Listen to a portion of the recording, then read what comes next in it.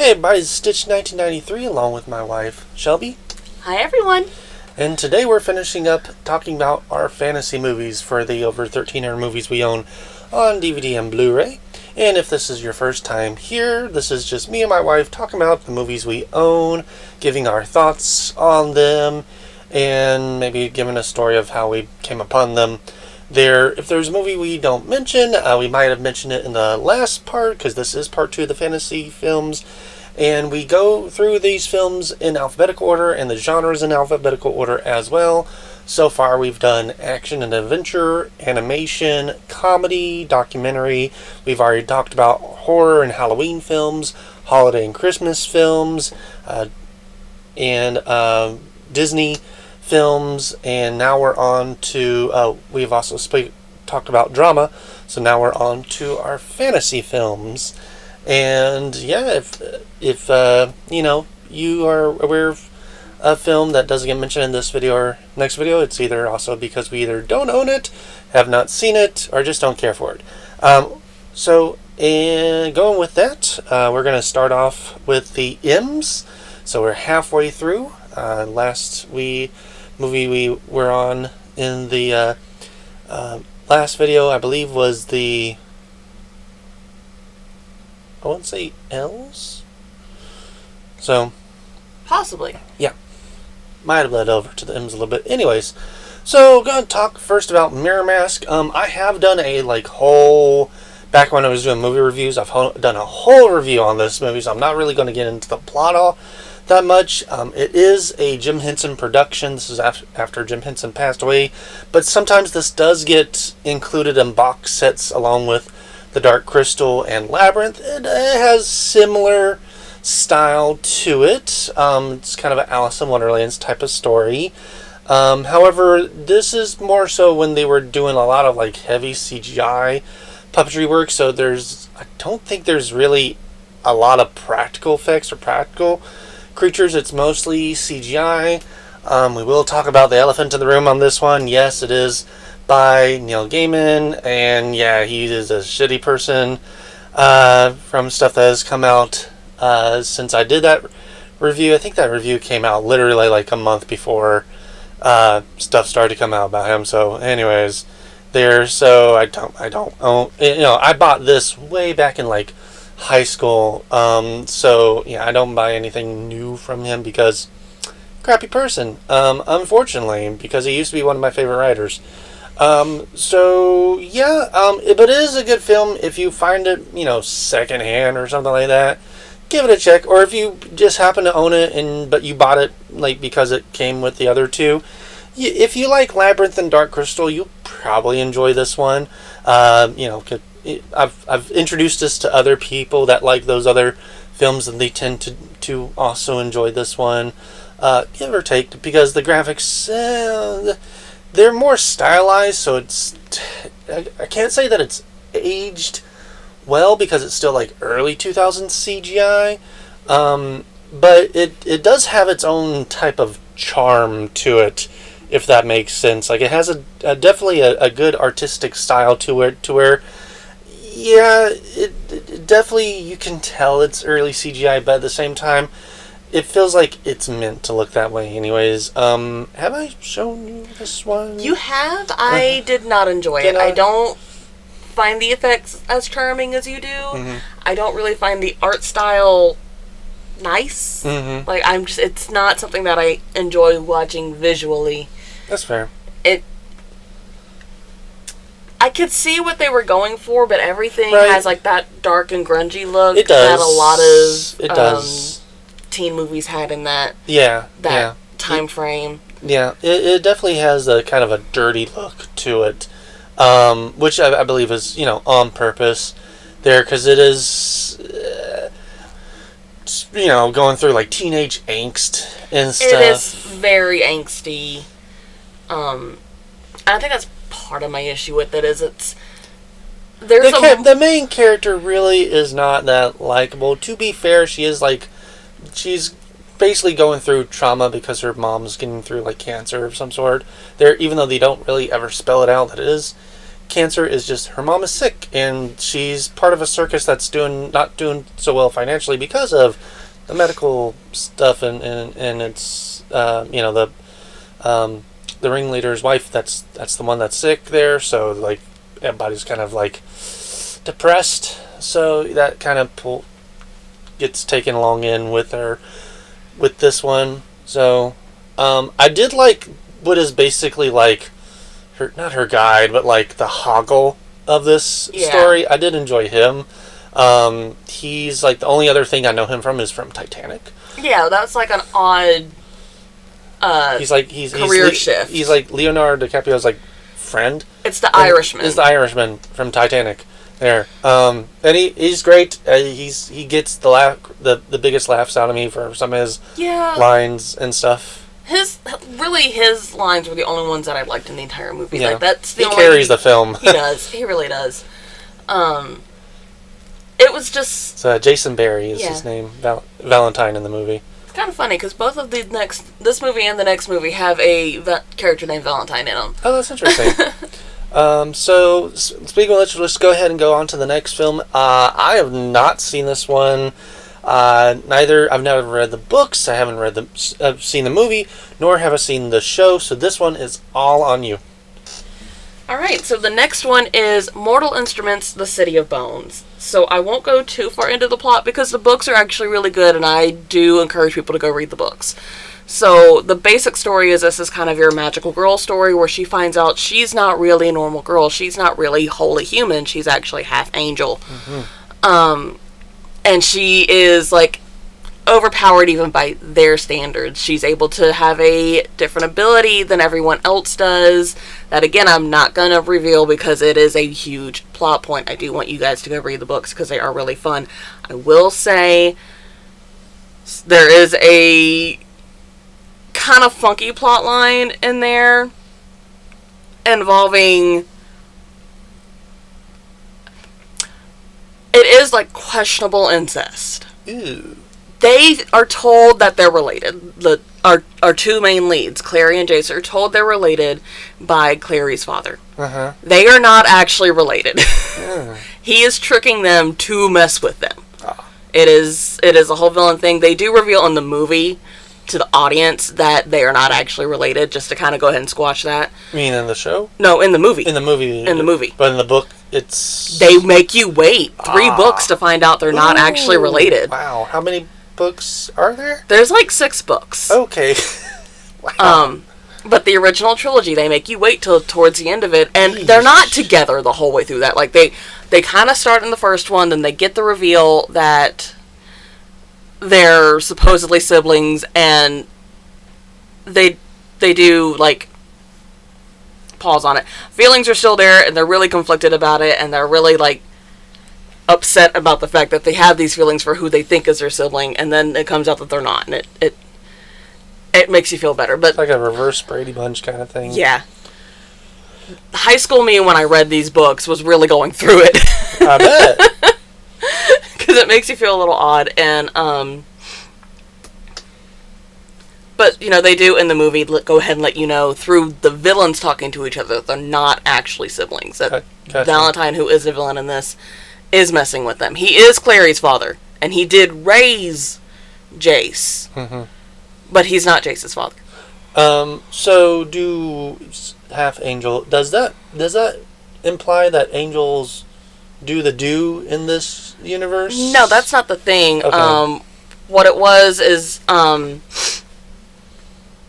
can't remember the name of the angel who started this, but basically what he did is he put some of his blood into what is called the Mortal Cup. Okay. And gave it to, I believe it was just regular humans, and had them drink from it, and then it gave them the half, and then they procreated. Gotcha. So it's half angel because they have his blood. Gotcha. Now, here's a question, and again, this is just coming from somebody just based off of how you said the plot. With her being like overpowered and stuff, is that making her sort of like a Mary Sue type of character, or not really? I wouldn't really say, because like the overpowered stuff, it's okay. So she has the ability to create her own runes, which is ways that they are able to like protect themselves and heal themselves and combine new abilities. She has a way to like kind of, because she's an artist herself, her mother's an artist, so she's able to like kind of like dream up new runes and stuff to like help with different things. So that's like her special ability. Gotcha.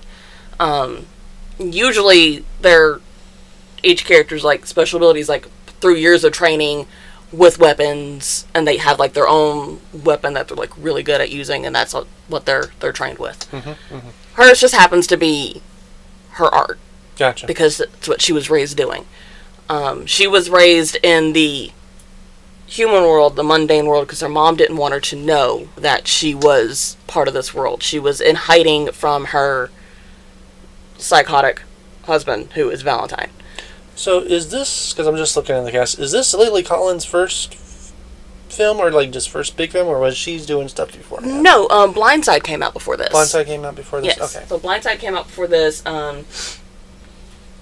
Sweeney Todd came out before this for Jamie Kimmel Bower. Okay. This was the first thing I saw Robert Sheehan in, which most people now know him for Umbrella Academy, because he's Klaus in Umbrella Academy. Oh, yes.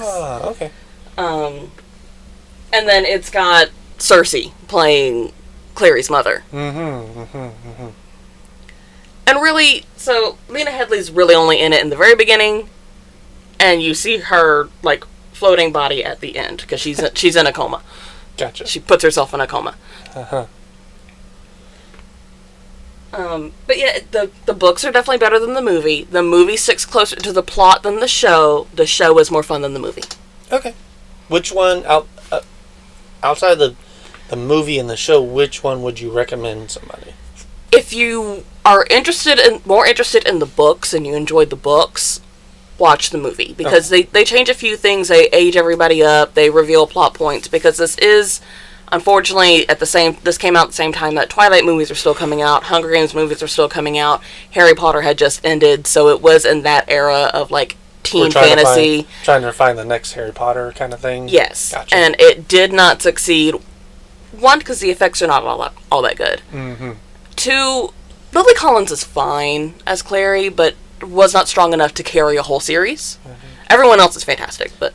Now, does this just do one book, or was this like some of the other ones where it just matched? The one book? Okay. It pulled a few plot points from later books just to kind of like start laying groundwork. But it wasn't doing like Vampire's Assistant or Gardens of Gilhul, where it was pulling multiple books. It did not do multiple books in one. It followed the plot of book one. That's good. And pulled a couple little small plot points from other books to sprinkle in. And it with the aging everybody up, I feel like that was just so that you could have them be like adults. So anything that's going on, you don't feel quite as weird. How old are they in the book? 16. Okay, I mean, they age them up to 18. Too bad. It's not too bad. Because the book was written for teens. Yeah. It is a young adult book. Right. So you want it to be the age that your readers are reading it. But when you're doing the movie, you want to be able to cast adults. Right. So you age them up a little bit so that they are adults. Okay. Moving on is one of my favorite films, but I know it's not really considered a good film by any means.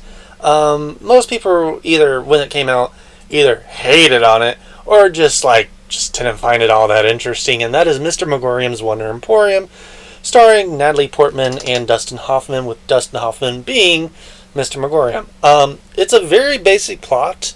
I think it is. So Mr. Megorium is kind of like this magical dude that has lived for like hundreds of years, and he owns just this toy store that is, it's a magical toy store. The toys kind of come to life. The store itself is like its own character there, and it does well. But Dustin Hoffman is aware that he is ending near the end of his life there. So he's trying to get Natalie Portman to either take over the company, or she's trying to find her own kind of thing there. And so she has her old issues. There's this boy played by Zach Mills. This is a very young Zach Mills. This is probably my first time I saw Zach Mills. There's a boy that just becomes infatuated with the store there, and then there's Jason Bateman, who is he basically he gets hired on late to help with money management stuff there, and the three of them, Natalie Portman, Jason Bateman, and Zach's characters don't really get along with him at first, but over the time and through the movie they do. But it's just kind of a very, very saccharine, sweet film. I can't really explain why I like this film. It's very whimsical, and I do like very whimsical films. I guess that's why. There, Dustin Hoffman plays almost kind of like a mix between Santa and, like, I don't know, just like an aloof type of dude. They're never really like a Mr. Rogers. Not really like a Mr. Rogers where he's just kind of nice to everyone and tries to bring cheer to everybody, kind of thing. There. While also teaching life lessons along the way.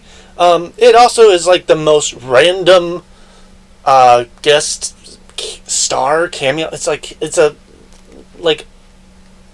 a cute little scene. It's like, okay, it's just one random little scene where all the kids are like staring off into something, giggling, and you're like, okay, is this like a toy that's come to life? Because the toys do come to life and do silly stuff throughout the movie. And then the camera pans over and it's just Kermit the Frog.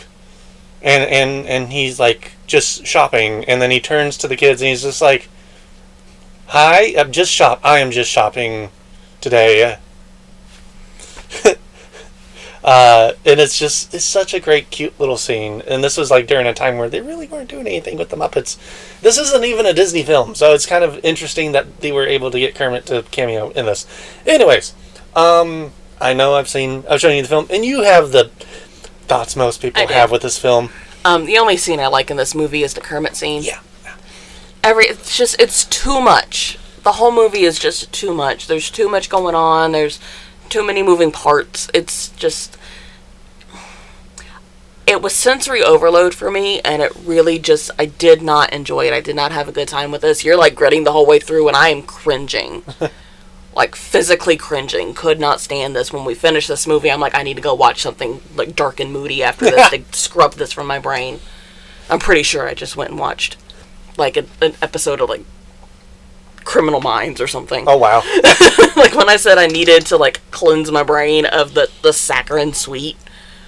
Yeah. And I don't normally have to do that after something that's just really cute and really sweet, but this was too much. Because you like the Paddington films. I love the Paddington films. And those are about just as sweet. Yeah, but it's a little more understated. Like, the performances are a little more understated. They're a little more calm. It's more, like, calm and sweet and not a sensory overload and sweet. That's fair. Okay. So, the next film really needs no introduction. It's The Neverending Story. It's the first one. If you haven't seen this film, or you haven't seen it in a while...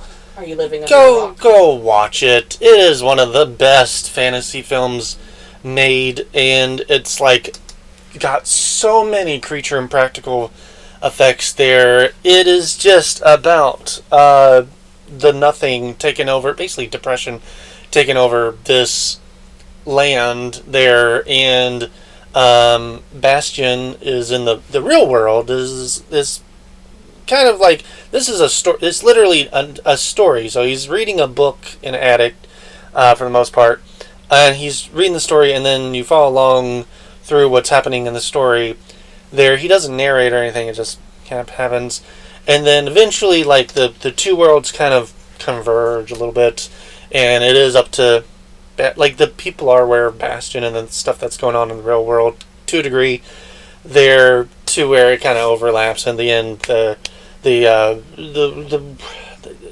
don't merge, but without giving away any stuff, some fantasies, things appear in the real world at the end there. But yeah, if you've seen the meme with the horse drowning in the pit, yeah, that's from this film. Yes. It is a very dark film, but it's also, because it doesn't have any blood or really any violence or gore or anything, it's just kind of depressing. It was, and still is, advertised as a children's film. it's not really a children's film. This is one of those, it is a family film. This isn't, I wouldn't put it at like Dark Crystal level, but it is, like now, I think it's rated G, but like nowadays this would definitely be rated PG, and it'd be a hard PG, because yeah, depending on the age of when you're watching it, you probably do want to have a parent with you, because some scenes can be a bit confusing if you haven't experienced that sort of emotion or headspace before there. And it does a pretty good job of, showing a visual version of like depression and sadness and stuff like that. Better than I would say Inside Out does. Yeah. So, we both grew up with this film, watched it. I rented it all the time from the library and Blockbuster. I don't have the other two films. You don't see them in the wild as often as you see the first film, because the first one is the best one. I enjoy 3. 2 is fine. It's just it does get a little weird. I have never read the books. I don't know how close, or if it's just a in-name only kind of thing. I also have seen pretty much every like iteration of this. So I've seen the animated series. I've seen the 1 or 2 miniseries and made-for-TV movies that have come out this. And none of them, they try to capture that magic, but it was really kind of a lightning in the bottle kind of thing there. And so, yeah, your thoughts? So I have seen the trilogy of movies. Yes. And I only really like the first one. Mm-hmm. Like, 2 definitely isn't my thing. 3 is okay. Yeah. Like, but I'm not going to seek it out to watch it again. Right. A little bit of a ha-ha-aw story with this movie. This movie is how I was able to recognize my first depressive episode. Ooh. Like, teen me started going through all the hormone and body changes that you do at that age, and I hit my first depressive episode and went, oh, I feel like Neverending Story. It's like, oh, this is what that actually feels like. Yeah. So I feel like that actually ended up kind of helping me, because I was able to identify it because of this movie. So, overall, net positive. Yeah. And I'm not knocking on Inside Out. It's a fine movie. But again, this just somehow exemplified depression and sadness better, in my opinion. And I think it's because instead of like coming out and telling you this is how you should be feeling, it did it through just the natural storytelling. It did. It just showed how, because it starts off pretty light, but as the Atreyu ventures forward, the world itself literally gets darker, and he comes across more down in the dumps, or just like they're not even really sad or depressed. They're just like giving up all hope type of characters and creatures there. And it's really just kind of one of those, like, this is, without telling you this is how you would feel if you were depressed, does say this is how you would feel if you were depressed. Yeah. And I know I'm not the only one out of my friend group that, this was how they were able to recognize their first depressive episode, because, we're millennials. We started having depressive episodes in like middle school. Yeah. A lot of us were able to, like, you feel like Neverending Story today? Yeah, alright. It just kind of became a little bit of a thing on its own. Mm-hmm. Also, oddly ended up becoming a comfort movie because of that. Like, it's one of my movies that I go to if I'm in that kind of a mood, because it helps you work through it. Yeah. Next is a film I grew up with, this is like one of the, like, probably not the first DVDs, but definitely was like the first 10 or 15 that we ever owned, which is The New Adventures of Pippi Longstocking. If you've never heard of Pippi Longstocking, that is just it's just a very generational series. I think it started in like maybe the 50s, 40s or 50s. I don't have like Wikipedia in front of me. I'm sorry. There, and like it has been turned into so many cartoons and movies and television series. I think there's even like not a Studio Ghibli version, but like from some of the same animators worked on an animated feature. There, it's basically just about this redheaded girl with hair that looks like the girl from Wendy's, and she's kind of got superpowers, but like in a really low stakes type of way. Her main one is like she is super strong, but she also sometimes she's able to fly or able to do other human stuff, fall from great heights without being hurt or anything. There, and she's just a really charming person in general. So a lot of people just kind of let her do whatever she wants. However, she's never like a brat about it. She's always like just trying to help, usually trying to help other kids, because it's like, I think it's kind of around the same time as like when Annie takes place. So it's like right around, depends on when the movie takes place, but usually it takes place in like the Depression era. There, and most of the time it's like just her, but she does have a dad. Dad's like this captain of a ship. Sometimes they go on seafaring adventures, but most of the time the dad just kind of like, it gives her a lot of just like independence, and he's like, you know what to do and not to do. I trust you.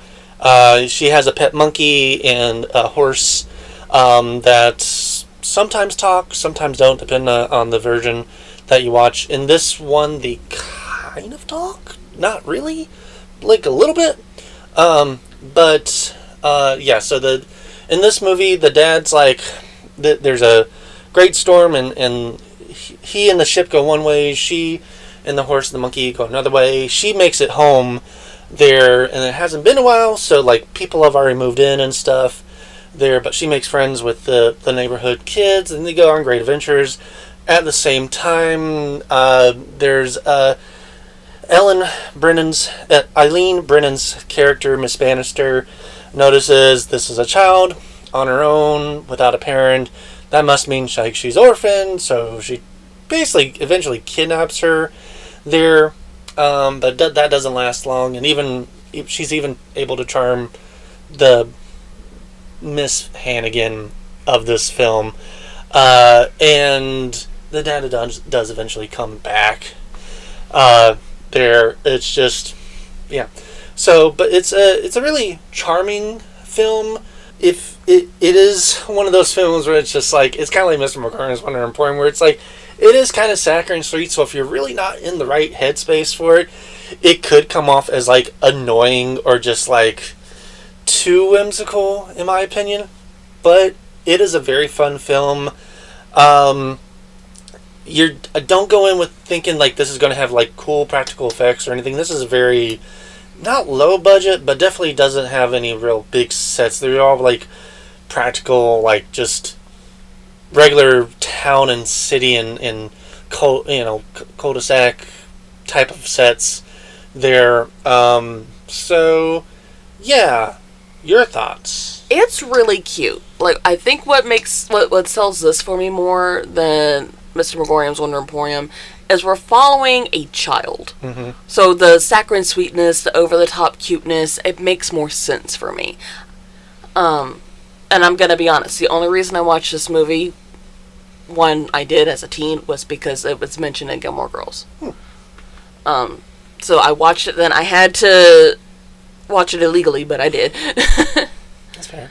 But it's really cute. I think I would have liked it more if I had seen it as a kid and grown up with it. Yeah. So this is one if you're fully grown now and have, all your adult grievances, you're probably not going to find this as charming as a kid will. But if you show this to like a kid and they grow up with it, it's probably going to be one of their favorites. Yeah, this is definitely like an elementary or middle school kid sort of film, because that's when I was introduced to it, and I did enjoy it and watched it a good bit growing up there. That, and I just thought the redhead was cute. This was like outside of like Daphne from Scooby-Doo, my first introduction to like a redhead character. I was just like, oh.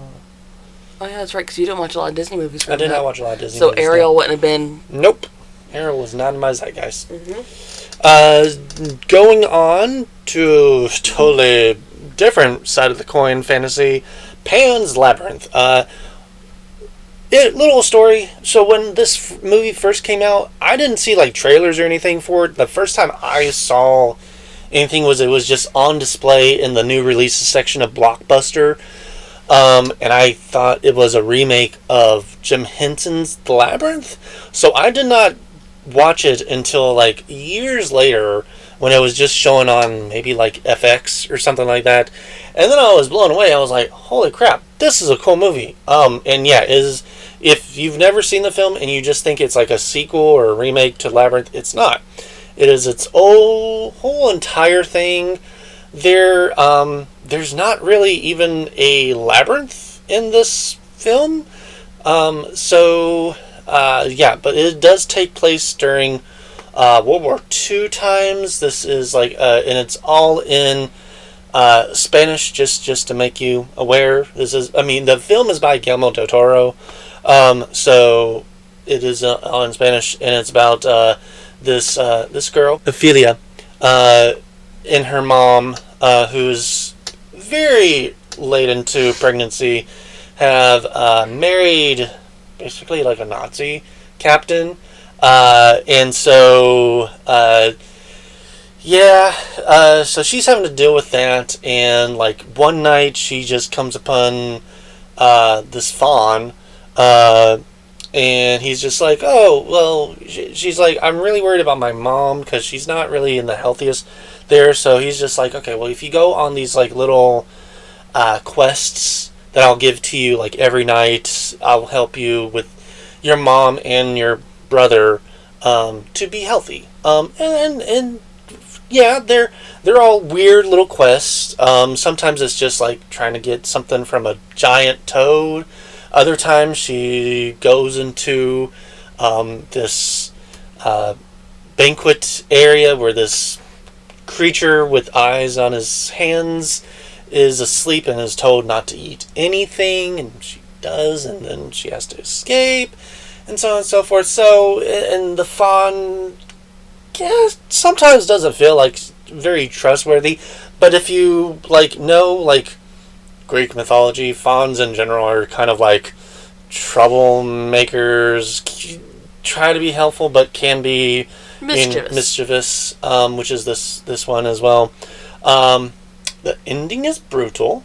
It is not a happy ending for most of the people there. It is a very, very bittersweet ending, emphasis on the bitter part there, but it is a fantastic film. Guillermo del Toro loves to do practical effects, and this just oozes with creatures and practical effects. And we talked about in last video, we talked about his Hellboy movies.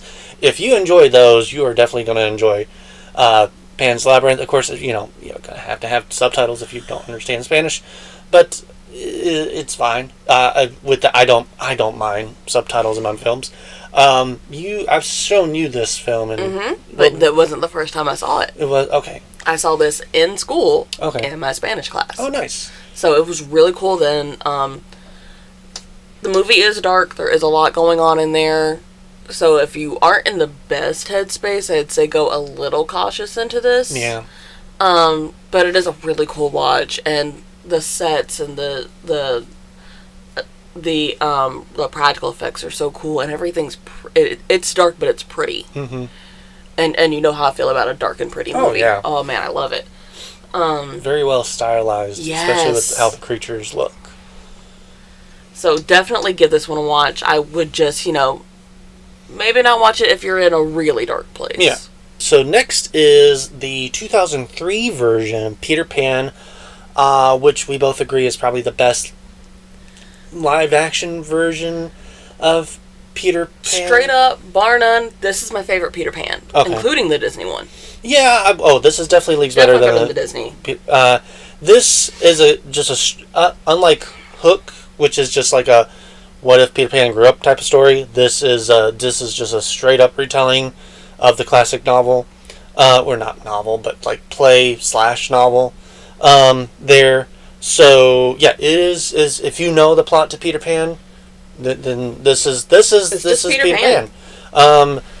What makes this stand out, of course, is one, the cast, because you've got freaking Draco Malfoy's dad, Jason Isaacs as Mr. Darling and Hook. Yep. And he does fantastic showing the differences between the two. And then you've got, on top of that, the music by James Newton Howard, which, okay, so James Newton Howard is just one of those people that, you probably don't know, but he most likely composed most of your childhood, depending on when you grew up. And, if it wasn't, Randy Newman or one of the Newmans there, or John Williams, it's this guy. And this is, one of the greatest scores, just for Peter Pan, but also just in fantasy in general. It's so pretty. It is so ethereal there. But the cast, just in general, is great. Outside of Jason Isaacs, Jeremy Sumpter, and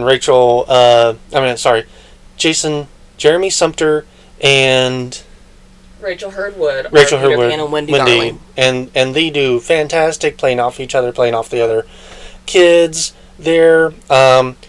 Richard Briers does a really good Smee, and the other kids are just adorable. For me, the standouts are Harry Newell and Freddie Popple as John and Michael Darling. Yeah. They have one of the best scenes in the entire movie. And you've probably seen it if you've seen any trailer, because they use it in all the trailers.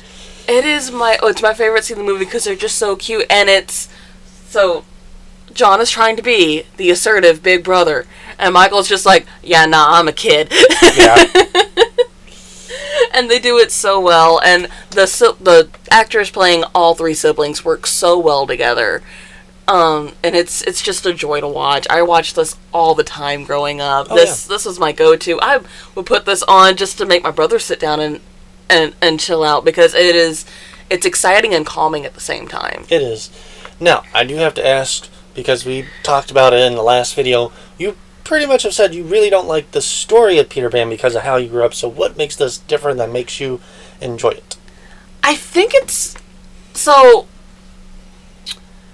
for the majority of Peter Pan adaptations, it takes specifically John and Michael Darling longer to start kind of realizing that this isn't right, we need to grow up. This one, it's about halfway through the movie they start realizing something's not right.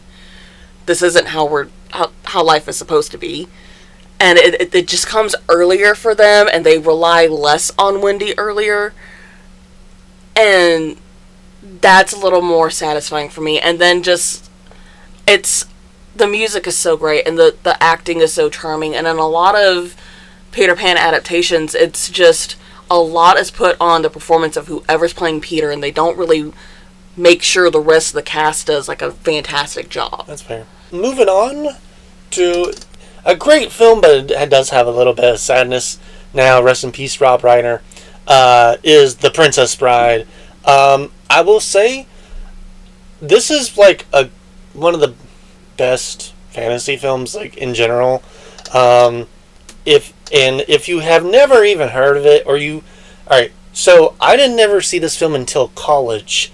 I remember seeing posters of it, growing up, because I'd walk down the fantasy aisles of Blockbuster and see, the title, and I was Fred Savage's character, and be Princess Bride? This sounds like it's going to be pretty freaking girly.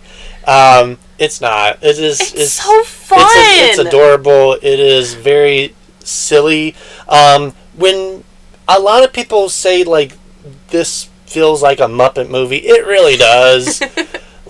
Yeah, if they ever just we're going to do the Muppets Princess Bride, I'm you don't even have to change a thing outside of just keep Carrie Ells' character and have everybody else be Muppets, and it'll be perfect. But yeah, this is just a great cast. This is a friggin' perfect cast. And I've tried to read the book, and the book is completely different in my opinion. It's a weird kind of thing. I'm not going to get into it, but it's weird. So this is its own sort of thing. You don't have to read the book to watch the movie. Actually, watch the movie. Maybe don't read the book. That's my opinion. But yeah, you got Cary Elwes as Wesley. You got Mandy Patinkin as Inigo Montoya, who is the best character in the entire movie. You got Chris Sarandon as Prince Humperdinck, which plays a great villain. And if that name sounds familiar, he is the talking voice for Jack Skellington in Nightmare Before Christmas. Yep. You've got Wallace Shawn as Vizzini. He has a very small role, but it is hilarious, and it's one of the most quoted lines ever. You've got Andre the Giant as Fezzik, who is adorable and so sweet. Dude, such a great dude. And then you've got in the real world, you've got Fred Savage, who's just the kid the story's being told to. Peter Falk, who's the grandpa telling the story, and then you also have a very young Robin Wright as the princess, and they all mesh well together. There's nobody that overacts or is left in the shadows of other people. They're all just on their A game. You also later on you've got Billy Crystal, and Carol Kane and some other people showing up as smaller roles there, and it's fantastic the whole way through. And it's a very simple story. It is about a lady who was planning on marrying this farm boy, but he went off to sea one day and he supposedly died. So when a king came through to ask her hand in marriage, she was depressed, so she's like, yeah, fine. But come to find out later, he didn't die. He just became a pirate instead. And so now he's having to kind of rescue her, but more so just try to, get married to her. And, she does have to get rescued at one point, but it was more of a little planned kidnapping thing there because the king is a villain. So yeah, and it's just a little adventure after little adventure type of thing there, and it's I can't keep saying it's an amazing movie because it's an amazing movie there.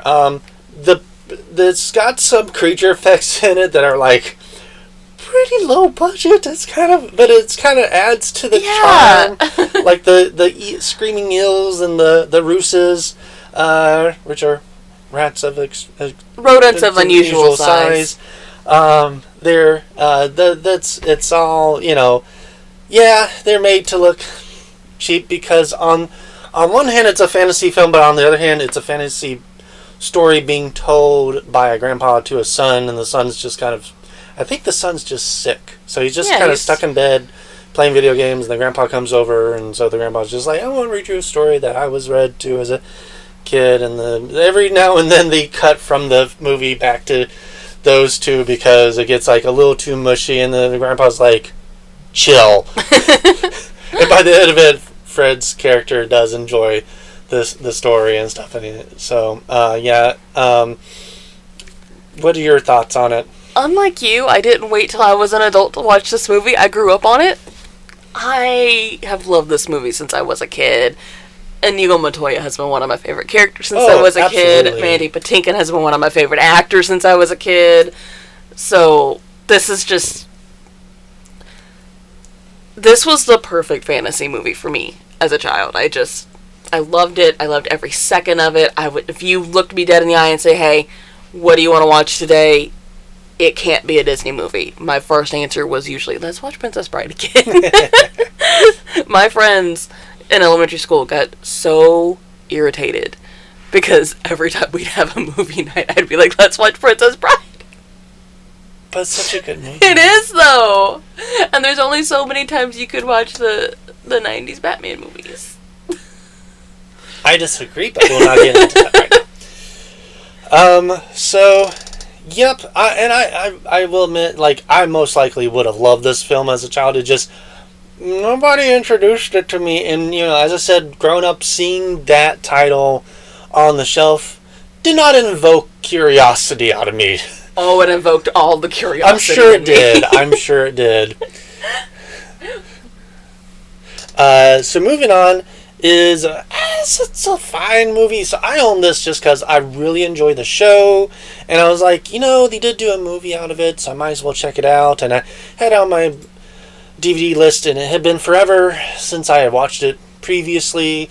It's Puffin Stuff. If you've never heard of Puffin Stuff, I wouldn't judge you, because it is not really a niche show, but definitely one that doesn't get talked about a lot nowadays. It is a very 70s show. It's Sid and Marty Krofft's probably one of their shows they're most well known for outside of like Land of the Lost. But it is about a boy that, like the theme song goes, he goes on a little boat ride, and then the witch curses the boat, so he gets onto this land called the Living Island, where really everything from houses to doors to animals to coffee pots and stuff all talk. They're all puppets. And he's like, in every episode he's trying to thwart the villain, which is a witch called Witchy Poo, and also try to get off the island. In the show he never gets off the island, and in the movie he never gets off the island, so yeah. But Jack Wild plays Jimmy. This was, I think, like his first. I mean, he was mostly known, I think, on Broadway before that, but this was like his one and only main big show. The only other thing that probably people know him from is from the musical Oliver. Unfortunately, he passed away very young, so he didn't live a long life. Billy Hayes plays Witchy Poo. She's been in a couple of other shows from Sid and Marty Krofft. She's Jeannie in Lidsville, and she was a couple other characters in other stuff, like Sigmund and the Sea Monsters and such like that. So you got that, and yeah, so this is just a kind of a film adaptation-ish. It feels like just like a really, like, the first half is like a adaptation of the show, like the pilot episode, but then the second half just feels like another episode of the Puffin Stuff, because it's about Witchy Poo hosting the witch convention, and you've got Cass Elliot from Mama Cass from the Mamas and the Papas as like one of the witches that she's trying to outdo, and everybody's overacting in this. Of course, it's supposed to be like a children's movie kind of thing there, so yeah, but it's weird. It's just not the best movie. If you have to see something from Puffin Stuff, I would recommend checking out the show. I believe it's like free to watch on like Tubi or Pluto or one of those channels. So if you're curious, check out the show. I really would not recommend this movie. I haven't even showed it to you, so I know you're not going to have thoughts on it. Well, because you know how I feel about the show. I don't like it. Yeah. It's a little too weird. It is very weird, very 70s. Most people are just like, oh, these guys must have been on weed or pot or whatever when they were making this show. And Sid and Marty Krofft have come out numerous times. They're like, we were not on any drugs when we made this show. It's just the design of the times. And if you look at other shows, yeah, it was other cartoon. I mean, to be fair, Sid and Marty Krofft were like the kings of Saturday morning not cartoons but shows in the 70s. So like, pretty much if you see any of the 70s shows that like aren't big staples, but like are like just the kids shows that aren't Cartoon Network, they were most likely the ones behind it. So they're like Land of the Lost, Bugaloos, Lidsville, Banana Splits. The Banana Splits they helped out with Hanna-Barbera, but that's all them. And they would carry that on through into the 80s. And they still do shows every now and then. Their most recent shows was they did do a reboot of Sigmund and the Sea Monsters for Amazon. They had a semi spin-off show of Puffin Stuff called I think it was called Ruffin Stuff, which is like it's just a giant dog there, but HR Puffin Stuff and Kling and Clang and Freddie Flute do cameo in an episode or two of that show. And yeah, and then of course like the most recent movie is the Land of the Lost movie, which I won't go into. So moving on to Reign of Fire. So this is one it is a product of its time. It is a very mid 2000s dark and gritty dragons film, starring Matthew McConaughey, Christian Bale, and Gerard Butler. And it does have a very interesting plot. So it does not take place in medieval times.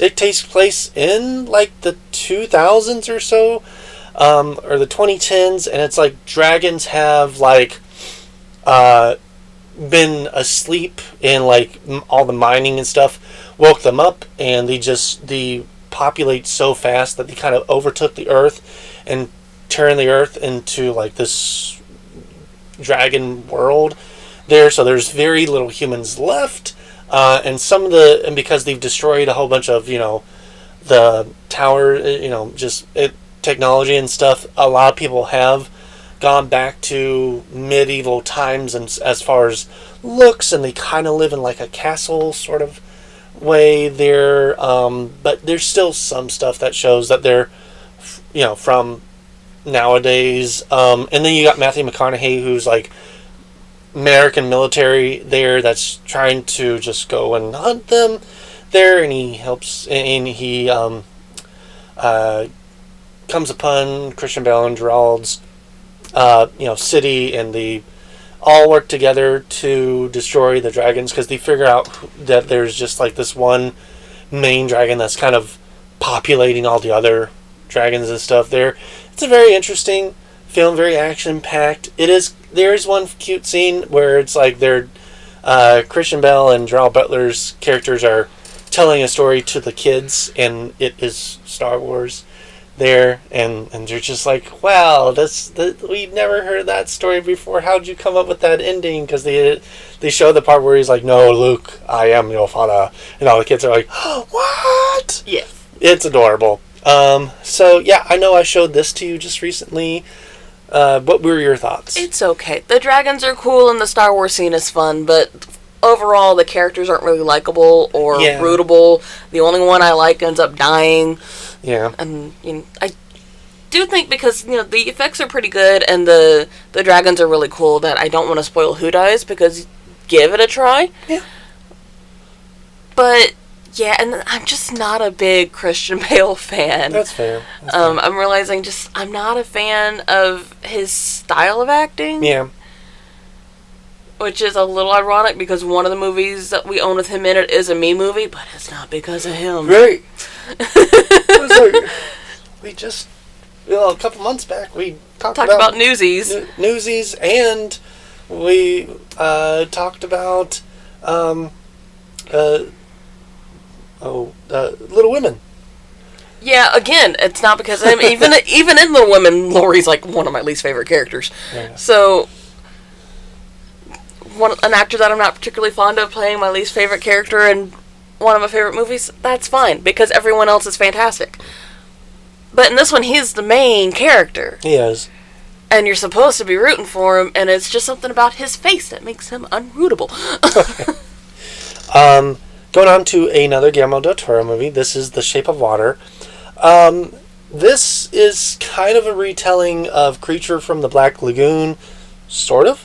It has Sally Hawkins' character, who is, I know she's dumb, like actually is not able to speak. I don't think she's deaf, because she talks with Octavia Spencer's character a lot. Octavia doesn't have to do sign language, so I think she's just, I guess it wouldn't be called dumb, it would be called mute.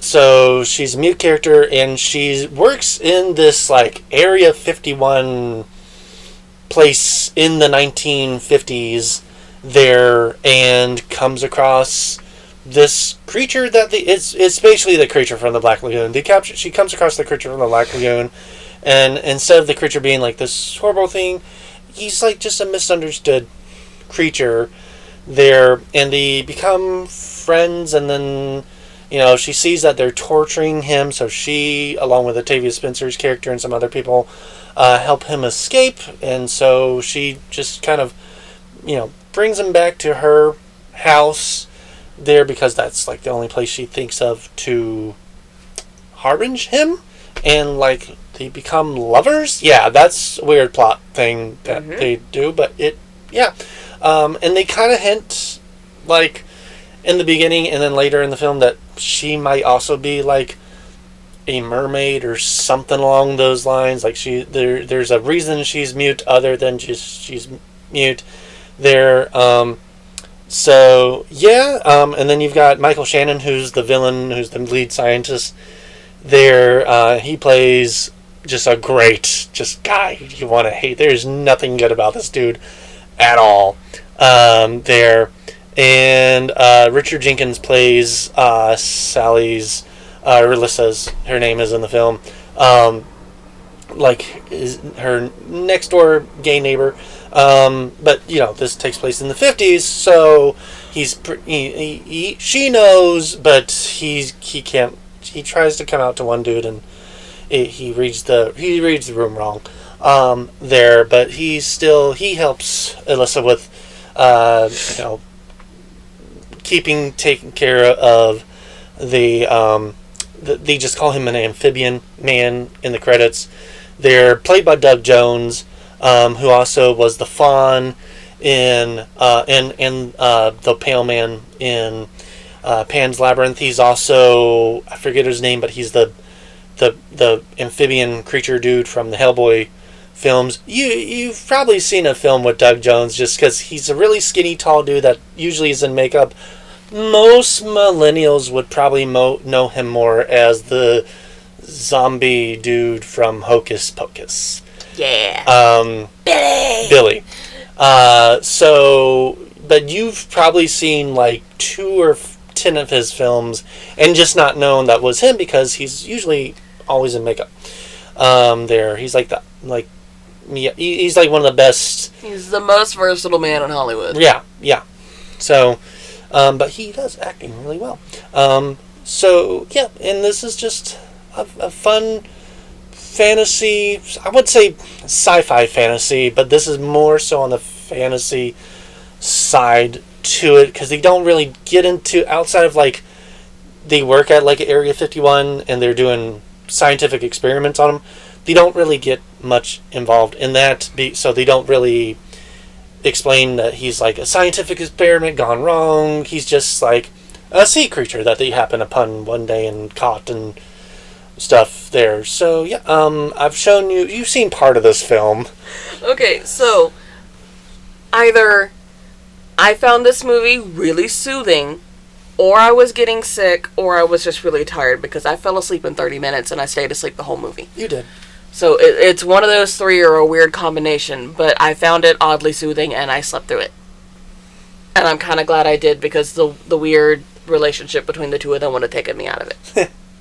Like when I woke up and you told me that was part of the plot, I went, I'm kind of glad I fell asleep. It is, like, they don't show it. They do explain later that she's like, yeah, I did it, and Octavia's like, how? And she explains through sign language how. But it's not like they don't show it or anything, and it's not graphic in that way there. But yeah, if that's a weird plot point, then you're probably not going to enjoy the film. Going on to, this is a pro shot of a play version of Spirited Away. We've talked about Spirited Away back when we were talking about Disney films, because it was at the time when the movie originally came out in the U.S. It was distributed by and translated by Disney, and more so by like Pixar. That's why it was in Disney. But back in the, I think, late 2010s, they did a stage show of it, and it is just a stage show of Spirited Away. There is the copy I had, which I believe was a Target exclusive for a while. I think you can just buy it off like Amazon or wherever nowadays. But there's two versions of the play. It's just different casts, but it's the same story. Either way, neither is translated, so there will be subtitles on there. And yeah, if you like Spirited Away, definitely check this out.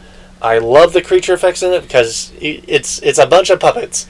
The human actors and the semi-human actors, those are played by humans, but all the other creatures and stuff, those are just giant puppets. Or for the smaller things, it's like marionettes and stuff. It's adorable. It's so cute. And you know how I feel about a pro shot. I love pro shots.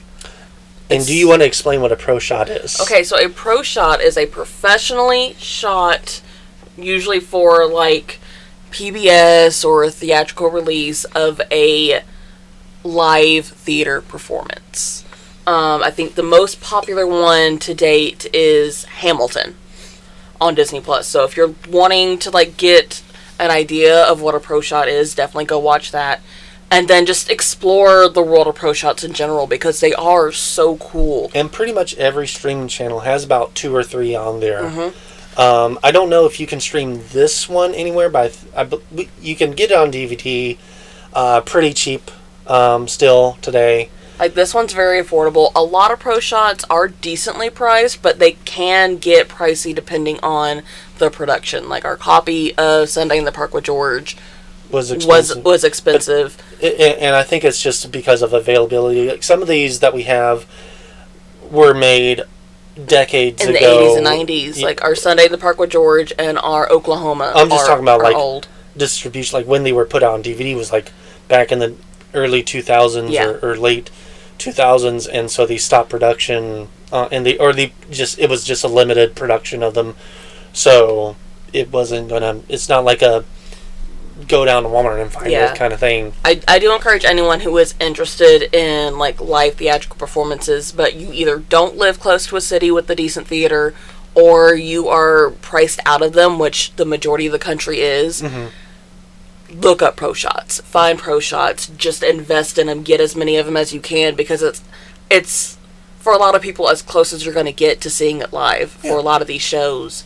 And this is a great one. It's fantastic. It's wonderful. Especially and it does a really good job. Especially if you don't like musicals, but you do like straight stage plays. This isn't a musical. They didn't add any musical. It's literally just Spirited Away in stage performance form. There is score, they do use score in it. There's music involved. It's not just just. But there's nobody singing in it. Yes, it's not a musical. But it is so much fun. It is so cool.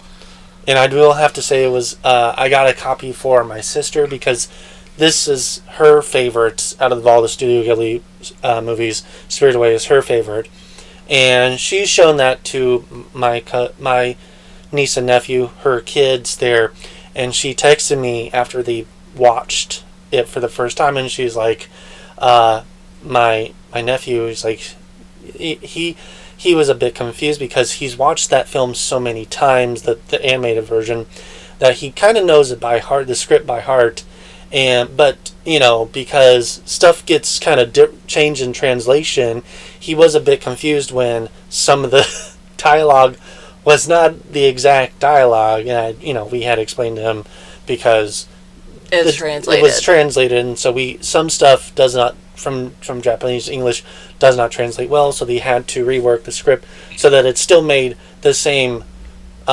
context, same sense and context, but changed some words around. But also, anytime you're adapting a film or a book or anything into a stage show, there are also elements that have to be cut. Absolutely. So there were a couple moments in it where he was confused because it was in the movie, why is it on the stage? Exactly. And it's because it just physically could not be done. Yeah.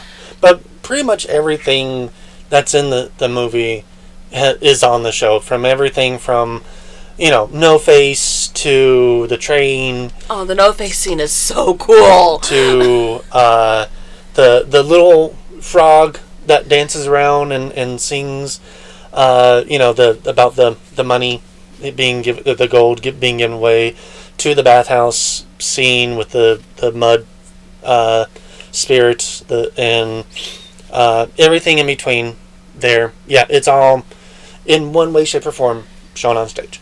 Definitely check this out. I think out of every movie we've covered for the fantasy section, this is the one that I just encourage everyone to check out because it's just done so well. Stardust is another movie based on Neil Gaiman. We've already talked about that elephant, so I'll move past it. This is one I haven't read the book to. I wasn't even really aware of Neil as a writer, or in general. I think this was like one of his first books that got turned into a movie, because this was like before Coraline. This might have been around the same time as Pan's Labyrinth, maybe. But yeah, so it is. It's kind of like The Princess Bride if there was a more convoluted story to it, if there's more plot points to it. Still kind of that same feeling. Whimsical fantasy with some comedic elements in it. It is about a man played by Daredevil himself, Charlie Cox. And he comes across this woman that is literally a shooting star that has fallen down to Earth in his inhuman form. And he can be granted a wish, but only if something happens. I forget the main thing there, but it's just kind of after that, it's a whole adventure of them two trying to get back to his town there. And there's a plot about all these brothers that are in line for a kingdom, and they're also hunting her down, and they're like slowly killing each other off. And then there's also these witches that want her so that they can stay young forever. And basically, everybody's just trying to find this shooting star played by Claire Danes. But it's got an interesting cast. It's got Michelle Pfeiffer. It's got Peter O'Toole. It's got a very young Henry Cavill in there. Like, the first time rewatching this, I was like, is that Superman? Holy crap, it is. Ian McKellen is the narrator for this whole thing. And yeah, you've got, a great assortment of characters all playing well off of each other. This plot does get a bit complicated the further you go, so it does get a bit confusing by the third act, but everything kind of wraps up there by the end of it. And pretty much it is like a happily ever after sort of story in a degree. Your thoughts on it? It's okay. There's a lot of different plot points. Some pay off, some don't. Mm-hmm. It is one of those movies where, because there is just so much going on and you don't spend enough time in any of the locations, right, that I think it honestly should have been a show. I think so. I agree with you. This does feel like something that would work as maybe not a full show, but like a mini series. Just you needed more time with it, because by the end of it, there's too much going on. I totally forgot about the plot about the air lightning pirates with the main one being Robert De Niro, and he's like one of the best parts of the whole movie. Like, I love Robert De Niro. We could have spent more time in that scene, because that was like the most engaging part of the story for me, and I enjoyed that part of the movie. Because that's when the two actually start. For the longest time, they're like not getting along because he's kind of, enslaving her, trapping her. It's like a semi-enemies to lovers kind of thing. And so when they finally do get onto the ship with Robert De Niro, he kind of like breaks the ice and tension, and like and they end up. By the time they get off the ship, they enjoy being with each other. But also, with the cast of Charlie Cox and Henry Cavill, to have the most charming actor in the entire movie be Robert De Niro? Yeah. Like, one, that was a little unsettling for me, because I'm used to Robert De Niro either just being the most messed up part of the movie, mm-hmm, or the funniest part of the movie, but not the most charming part of the movie. Right. So this is why I feel like they really needed to give you more time with it. But this was in like the early to mid 2000s, so we weren't doing a lot of miniseries based off of books. Mm-mm. Unless it was meant to be taken seriously. Yeah. And also, at that time, we were doing some miniseries, but they were like real low budget. So with all the sets and places that they ventured to, it would not have done. They would not have been able to do it accurately enough. I feel like if all the mess with Neil Gaiman didn't exist. If he was not the person who wrote this, somebody else had written it's exact same, but someone else had written it. Yeah.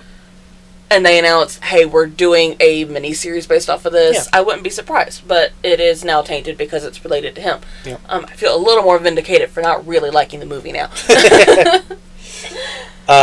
Next is Strings. This one's all you because, you showed it to me, but it wasn't really all that memorable for me. Okay. Like, I forgot the majority of it like 10 minutes after we finished watching That's fair.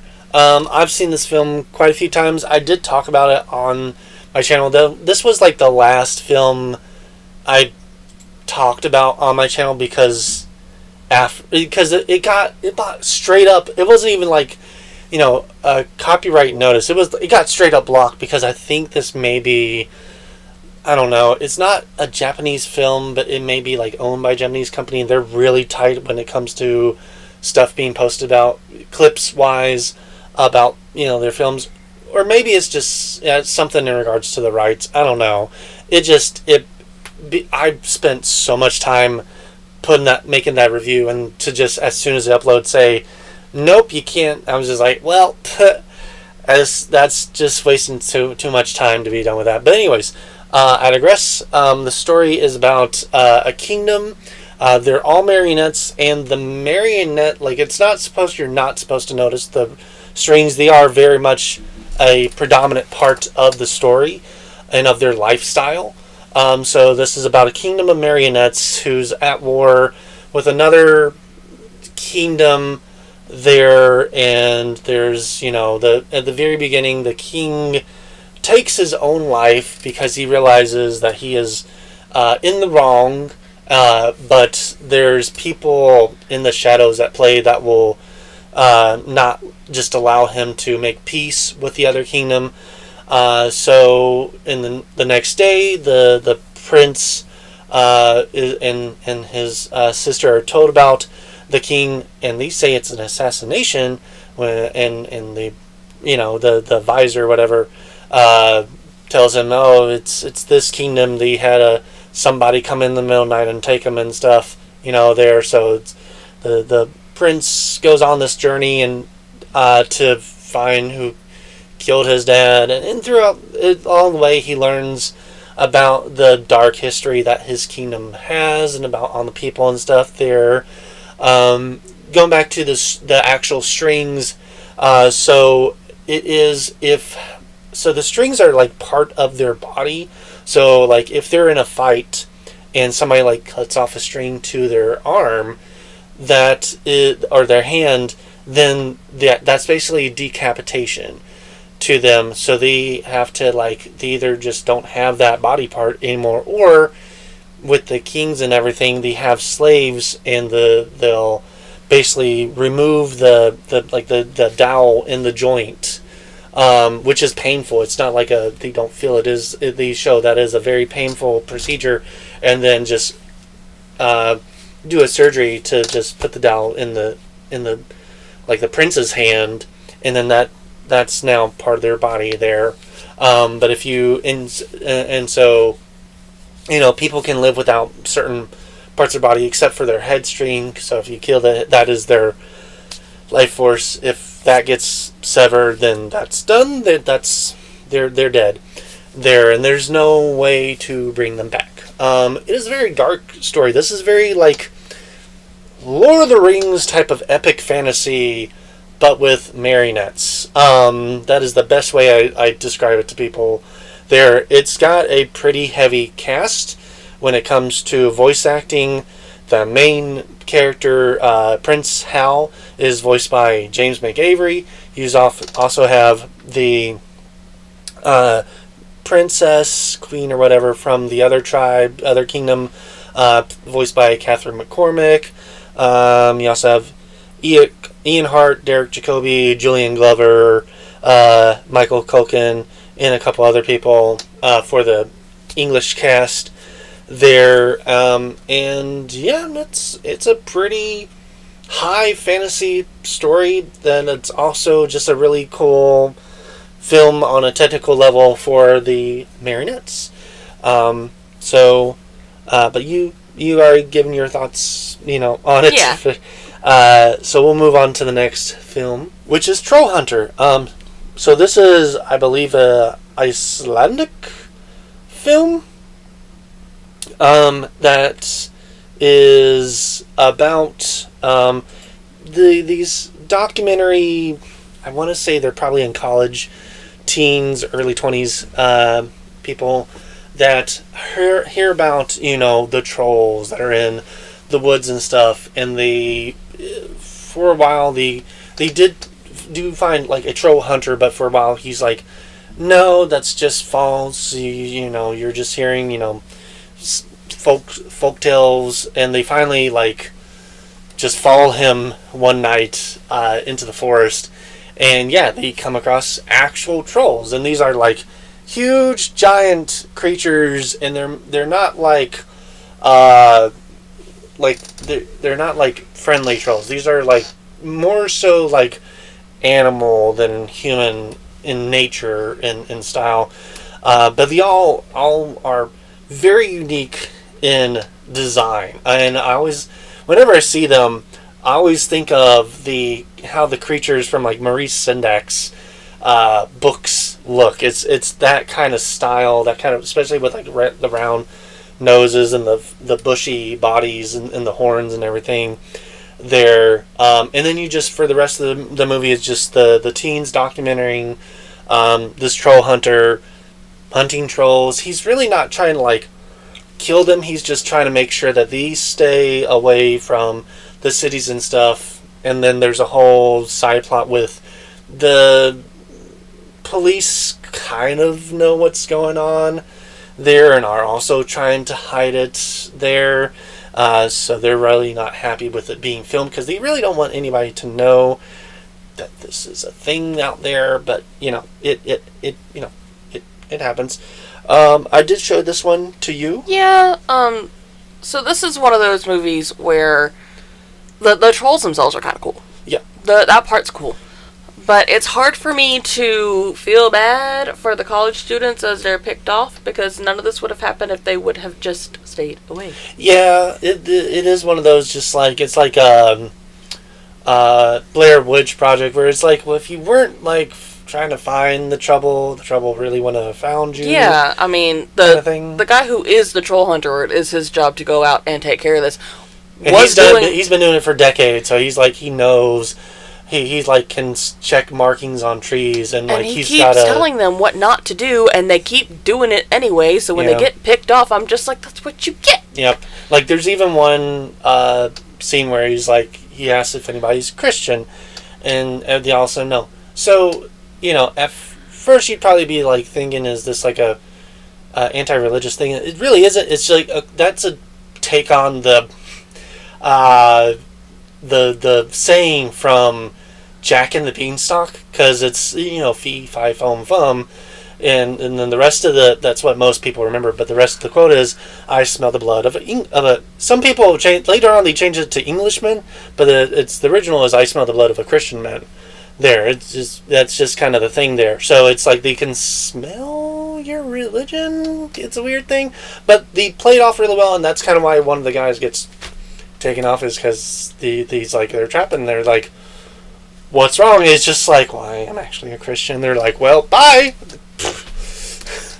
So yeah.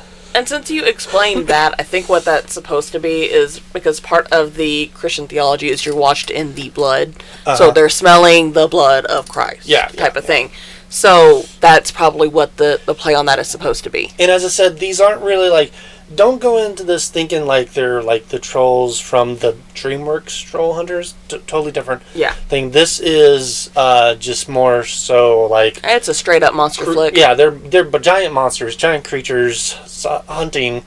They really just kind of feed on goats and other cows and stuff there. But if they get too close to the land, they start making, avalanches, landslides, rock slides, and traffic jams and stuff there. And it does to this one person to not so much kill them as just kind of herd them back into further in just the boonies there. So yeah, but great film. I haven't seen the sequel because I do know that there was a sequel made. So I have no thoughts on that. I still need to check that one out. This one's another one that's mostly you. Yes, it is. The stop motion is cool, but I just don't like westerns. That's and it's fair. Predominantly a western, so it never captured my attention. Fair. And so this is another one I talked about when I did films. This is just cowboys versus dinosaurs. That is really just, it's about this group of cowboys that hear this old I think Mexican story that there's like this valley where like these creatures live, but they don't really call them dinosaurs in the film, but that's what they are. They're dinosaurs. And so the main dudes and like the Tuck and TJ, they're the male and female leads. Both of them work, or Tuck used to work for her, but now is kind of his own man kind of thing. But TJ and the rest of her family still work on this Western circus type of thing. Like they do reenactments of like cowboys versus Indians type of stories there, and they're trying to find a new act. And I believe somebody comes along and shows like this tiny little like miniature horse there, and it's like fits in the palm of your hand. They're just like, holy crap, where did that come from? And they're like, it comes from this valley with all these weird creatures and stuff there. And so it's like them and Tuck and this scientist that they find all venture to the Valley of Guanji, and that's where they find their dinosaurs. They come across like basically like a T-Rex and a pterodactyl and some other dinosaurs there, and they try to take the dinosaur back to civilization. And what happens? He escapes, and people die, and the ending is pretty just not even bittersweet. It's just a sad ending because like the dinosaur gets killed, but then also the entire like church, wherever kind of thing, is up in flames there, and everybody looks on and awe and sadness, and that's where the credits roll, is right there. But yeah, it is I believe this is Harryhausen for the stop motion, so it's great stop motion there. And if you just want to see cowboys lasso and wrangle dinosaurs, check the film out. Another film, going on to the next film, another one that's kind of has a bittersweet feeling to it now. I mean, in general, the movie's pretty glum, but with the recent passing of Catherine O'Hara, it takes on a little bit sadder of a thought on this film, this is Where the Wild Things Are. So interesting story about this one. I grew up with the book. It is like a book I was read by myself hundreds of times growing up, and there's like a library in Columbia that's like all Where the Wild Things Are themed there, so that was always cool checking out. I've always loved the Maurice Sendak and his art style there. So when they announced that they were doing a live action film with the creature effects done by Jim Henson, I was going to be there day one. Now, when the movie came out, I wasn't the biggest fan of it because it did get into a lot of darker themes and tones. So, like, just the overall plot of the book there. The young boy named Max, is just like a horrible little kid, and so he runs away, and he comes to an island, and it's all these wild things, just giant monsters, and he declares he is the king of the wild things, and so they go on a wild rumpus, and basically do this party, and then after the party, he goes back home, and he and his mom kind of make up and stuff. You can't really make that story, that 32-page book into an hour and a half movie without having to add in some sort of plots in there. So what they do is, that is still the overall arching story there, but we also dig into Max's kind of... nowadays, I'm pretty sure they would say Max is on the spectrum somewhere, because he lashes out and stuff, but he also has these times where he just doesn't really get a good grip of what's going on around him, kind of thing. And he also, he's just kind of a little brat sometimes as well. But also dealing with the changing family dynamic. Yeah. Mom has a new boyfriend that creates that will inevitably create some family tension with a younger child. And they introduced that he has that wasn't in the book. In the book, it's just him and his mom as the only two human characters. But in the movie, they introduced he has a sister that's a teenager, and the teens are kind of dicks to him as well. So he's also got to deal with that there. So it's a lot going on. The boyfriend is Mark Ruffalo. Yeah. So it's not like it's a bad boyfriend. It's the Hulk being, But it's just like any time when you're an elementary age kid, and I'm not talking about he's not young elementary, he's older elementary. He's middle school. He's old enough to start understanding concepts of what's going on at home, and that's usually the age where you start not being cool with a lot of change. Like, this is not what I'm used to, I don't like it, throw it away. So there's a lot of changing moving parts in his life right now between... the mom having a new boyfriend, the sister being a teenager now, which means she's got all these things going on, and it's no longer cool to hang out with little brother, so he doesn't have that closeness anymore.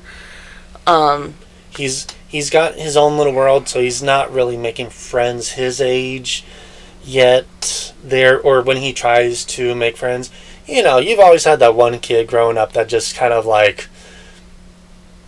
He has his own little special world that he likes to live in. Tries to invite other people in, but also there's a lot of rules to it and stuff. Honestly, kids are cruel. Yeah. Kids are cruel. As Batman says, kids can be dicks. So, because of all that, he does run away. He gets on a little ship, and he does get to the island. And at first, he thinks the island's pretty cool. All the giant creatures that are all voiced by some of the biggest people there. Like, you got James Gandolfini as Carol, you've got Paul Dano as Alexander, you've got Catherine O'Hara as Judith, Forrest Whitaker as Ira, Michael Berry Jr. as the Bull, and so on and so forth. Douglas is Chris Cooper, Lauren Ambrose is KW. So yeah, you've got all these people just doing their all. Like, they do voices, and then of course the Jim Henson Creature Shop is puppeteering these really cool suits that they did something different for. So before that, and sometimes now during afterwards, the creatures themselves would all be a suit. The faces would have a whole bunch of motors, animatronics in them, to where, like, off screen somebody is using a remote control to move the eyes and the nose and the mouth and everything. But that does take a lot of work, and the Jim Henson Company was trying to do something different, and it really worked off for this film. So the faces are digitally imposed on the bodies. So, like, when they were doing the filming and stuff, it was a very blank face there. The rest of the bodies were real creature puppets, but there wasn't really a lot of detail on the face there. And then they would go in later and superimpose the digital face onto the body, and it looks really well, and you can get a lot more emotions out of the characters that are supposed to be these giant puppets. And so doing that, they're able to emote a lot better than if you were just kind of doing regular puppeteering there. So he gets to the island, and at first it seems, everything, this is just kind of what Max wants, just this wild, everybody's, weird and roars at each other and stuff. But later throughout the movie that you see the creatures too have their own grievances and fears, and some of them don't get along with each other because of this or that, which mirror his real life world. But because he has experienced that, he is now kind of the adult parenting all these giant creatures and telling them this is kind of how you should make up with these characters. And eventually he does that. He comes to realization, now I get it, goes back home and kind of makes up with his mom and stuff there. And so when I first saw that film, I was like, this is too dark, this is too sappy and stuff, this isn't what I was expecting. But now, growing up a bit more and living through some other stuff, this is a really good film. This is a great film. I believe this is by Spike Jonze is the director there. He did an amazing job with turning this little 32-page children's book into this very heartfelt, impactful film that was just great. Do you want to add anything else? You've pretty much said it all. I didn't have the experience you did with not liking it when it first came out. I loved it. It literally made me cry. I thought it was fantastic. Probably in the minority for that thought there. This did come out when I was like in mid-high school, so I was still kind of like... You were stubborn. I was stubborn, and I also did not have the same life experiences that I would have even just a couple of years later, to where I would get a lot more of this film there. I saw it shortly after it came out on DVD. We watched it in class one day just because the teacher didn't feel like teaching. And it was real. I mean, I didn't like sob, but I definitely teared up and cried a little watching it. It was really good. I really enjoyed it. Alright, so moving on to... I didn't enjoy Willow. Okay, so George Lucas is known mainly for Star Wars film, but other stuff he has produced is Strange Magic, which we will not talk about ever, because that's just a weird movie. The one about the Tuskegee Airmen, I think it's called Red Wings or something like that. And he helped with the direction of Ron Howard, and screenplay by Bob Dolman. Willow, a high fantasy film there that kind of takes on some of the themes of like The Hobbit a little bit there, but has its own thing. And he really liked Warwick Davis's work as Wicket, the Ewok Wicket in Star Wars, and really wanted like a story that could show off his acting chops there. So he got with Bob and Ron, and they came up with Willow, which is about this short person that lives in this town of short people, and he comes across this baby, this human baby that is kind of gotten a whole like Moses kind of thing going on, where the baby was put in a basket and sent down the stream because there's this evil queen plotting to kill the baby, because there's a whole thing that's like this baby is going to be the downfall of her, so she has to kill the baby before, or basically she has to kill all these babies before they become of age and stuff there, because she wants to live forever. And so Willow's character, or Warwick Davis's character Willow, is also trying to just be a real wizard, and so the actual wizard of his town is just like, hey, this would be a great adventure for you to hone your skills and just become just a more prominent member of society there. So he begrudgingly does it, and comes across Madmartigan, played by the late great Val Kilmer, and the two kind of hate each other at first, but over the end of the movie, they become friends, and it's got some cool creature effects in it, and it's just a nice, fun fantasy adventure film. I did not care for the Disney Plus show. I really got only like 1 or 2 episodes into it, and it was just like, it just wasn't. It didn't get the charm of the original film. And I think the main issue was it was just introducing too many characters too fast. To where I was like, I don't really care about any of these. I've heard good things about it, but they've removed the show off of Disney Plus, so I don't have really a means, legal wise, to watch the show there, and I don't really feel like hunting it down at this point. I did show this to you, and you have already said that you were not a big fan of this. I didn't like it. For me, like, the characters weren't really interesting enough for me. Like, I didn't really get into anybody. The whole plot with the evil queen, other movies have done it better. You did like the queen's daughter and Val Kilmer's character's enemies to lover story. Yeah, that was kind of fun. But also, like, Val Kilmer is not really that likable of a character throughout the majority of the movie. He is a scheming, conniving thief. Yeah, it wasn't super enjoyable for me. It wasn't my thing. That's fair. Which disappointed you and my mother. And onto our last film is the classic 1939 The Wizard of Oz, starring Judy Garland. And yeah, there's not really much I can say about this film that nobody else has already said about this film. It's great. It's almost 100 years old and still lives up. The music is perfect. The set designs and costume designs are perfect.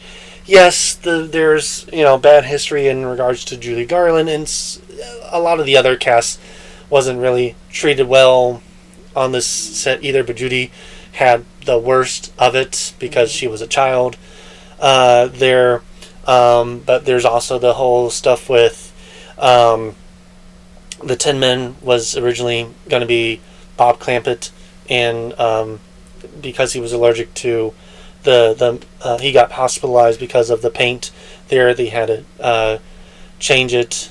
The actor there, you got Margaret Hamilton, almost got severely injured during the scene where the trapdoor opens up in Munchkinland. She falls back into it. It like opened like she wasn't standing right where she was, so she like almost broke her leg or hit her head or something down there. So there is it's one of those, like, it's a great if you just watch it as the film it is, and if you want to know the history of it, that's fine.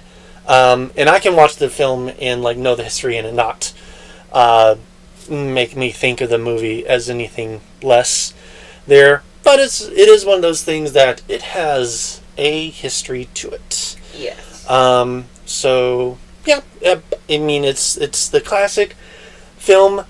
So many people have tried to capture the feeling and magic that this movie invokes and have gotten close to it, but nobody really has been able to make another Oz film as whimsical, as magical, as fun as this film is, in my opinion.